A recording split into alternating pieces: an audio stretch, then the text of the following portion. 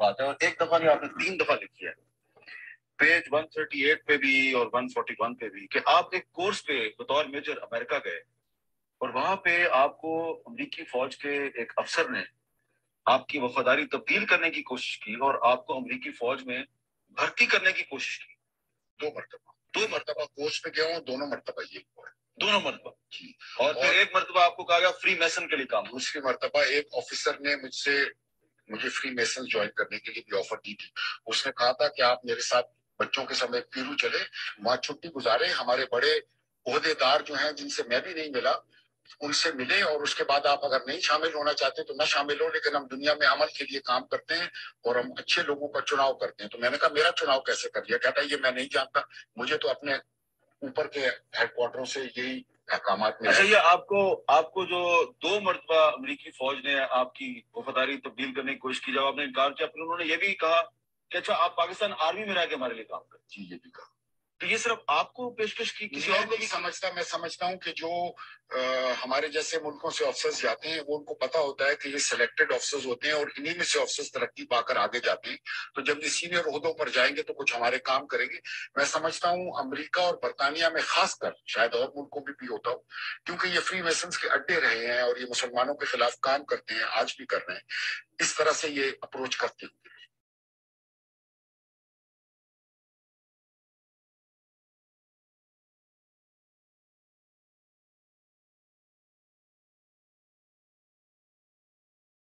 नाज़रीन, आपने ये इंटरव्यू सुना।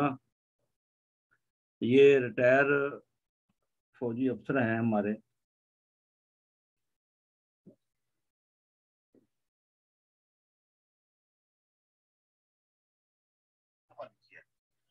पेज 138 पे भी और 141 पे भी, कि आप एक कोर्स पे बतौर मेजर अमेरिका गए और वहां पे आपको अमेरिकी फौज के एक अफसर ने आपकी वफादारी तब्दील करने की कोशिश की और आपको अमेरिकी फौज में भर्ती करने की कोशिश की। 2 मरतबा कोर्स पे गया हूँ, दोनों मरतबा ये हुआ। दोनों मरतबा जी। और फिर एक मरतबा आपको कहा गया फ्री मैसन के लिए काम। दूसरी मरतबा एक ऑफिसर ने मुझे फ्री मैसन ज्वाइन करने के लिए भी ऑफर दी थी। उसने कहा था कि आप मेरे साथ बच्चों के समय पीरू चले, वहां छुट्टी गुजारे, हमारे बड़े ओहदेदार जो हैं जिनसे मैं भी नहीं मिला उनसे मिले, और उसके बाद आप अगर नहीं शामिल होना चाहते तो ना शामिल हो, लेकिन हम दुनिया में अमल के लिए काम करते हैं और हम अच्छे लोगों का चुनाव करते हैं। तो मैंने कहा मेरा चुनाव कैसे कर लिया? कहता ये मैं नहीं जानता, मुझे तो अपने ऊपर के हेडक्वार्टरों से यही अहकामात मिले। अच्छा, ये आपको आपको जो 2 मरतबा अमेरिकी फौज ने आपकी वफादारी तब्दील करने की कोशिश की, जब आपने इनकार किया, फिर उन्होंने ये भी कहा कि अच्छा आप पाकिस्तान आर्मी में रह के हमारे लिए काम करें। जी, ये भी कहा। तो ये सिर्फ आपको पेशकश की, किसी और को भी समझता? मैं समझता हूँ कि जो हमारे जैसे मुल्कों से ऑफिसर्स जाते हैं वो उनको पता होता है कि ये सिलेक्टेड ऑफिसर्स होते हैं और इन्हीं में से ऑफिसर्स तरक्की पाकर आगे जाते हैं, तो जब ये सीनियर ओहदों पर जाएंगे तो कुछ हमारे काम करेंगे। मैं समझता हूँ अमेरिका और बरतानिया में खासकर, शायद और मुल्कों में भी होता हो, क्योंकि ये फ्री मेसन्स के अड्डे रहे हैं और ये मुसलमानों के खिलाफ काम करते हैं, आज भी कर रहे हैं, इस तरह से ये अप्रोच करते हैं। नाज़रीन, ये आपने देखा कि ये इंटरव्यू है एक रिटायर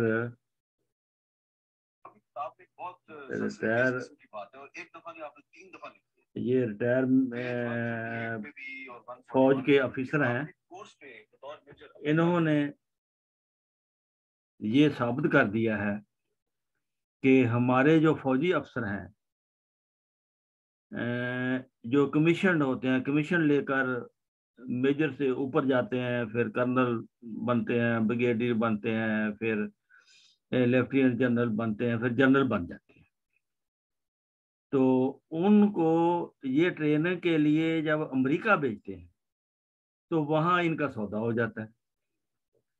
जब इनका वहां सौदा हो जाता है तो वो पाकिस्तान में रहकर भी अमेरिका के लिए काम करते हैं और पाकिस्तान से बाहर जाकर भी अमेरिका के लिए काम करते हैं। ये एक बहुत बड़ा माफिया है जिसका हम मुकाबला नहीं कर सकते। ये हमारा पाकिस्तान ऐसे फौजियों में फंस गया है जो दुनिया को कंट्रोल करने के लिए जो माफिया है उसका एक हमारे फौजी अफसरान जो हैं वो हिस्सा बने हुए हैं, और ये खुद इंटरव्यू देते हैं, बताते हैं जो रिटायर हो गए हैं, जो मुहिब वतन हैं, उन पर कोई असर नहीं होता, लेकिन जो लालच में आ जाते हैं, अमेरिका के वीज़े में लालच में आ जाते हैं, अमेरिका की नौकरी में, फिर कहते हैं रिटायर होकर तुम यहाँ आओ, ये आपको हम सहूलियत देंगे, ये आपको देंगे, ये देंगे। तो इस तरह हमारे फौजी बेचारे जो है ना वो अमेरिका के हाथों अपना सौदा कर लेते हैं, फिर उनकी मर्जी के मुताबिक जो अमेरिका कहता है वो करते हैं। और ये पाकिस्तान की किस्मत में ये लिखा हुआ है कि इसने कभी आज़ाद नहीं होना, क्योंकि आज़ाद तो वो होता है जो अपने मुल्क के लिए काम करे, जो अपनी ज़ात के लिए काम करे वो आज़ाद नहीं होता। वो तो अपनी ज़ात के लिए काम करता है, वो किसी वक्त भी अपने मुल्क का सौदा कर सकता है, वो किसी वक्त भी अपनी अवाम का सौदा कर सकता है, वो किसी वक्त भी अपनी हुकूमत का सौदा कर सकता है। तो ये इस तरह ये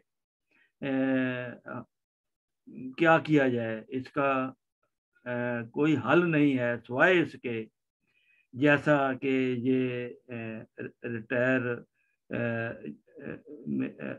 मेजर जनरल थे या कौन थे जो इंटरव्यू दे रहे थे और ये हकीकत बता रहे थे, ये लोग मुहिब वतन हैं, इन पर उनका कोई असर नहीं होता, लेकिन असर अगर होता है तो उन लोगों को होता है जो अपना ज़मीर बेच देते हैं, अपना ईमान बेच देते हैं, अपने हल्फ बेच देते हैं। तो ये हल्फ, ये ज़मीर, ये बिक गए हैं।